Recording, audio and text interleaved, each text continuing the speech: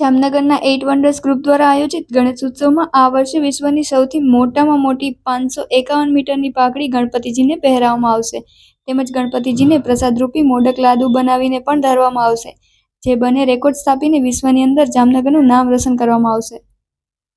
મારું નામ ભરતસિંહ પરમાર છે। 8 વન્ડર્સ ગ્રુપ દ્વારા શ્રી દગડુશેઠ ગણપતિ મહોત્સવનું આયોજન કરવામાં આવતું હોય છે।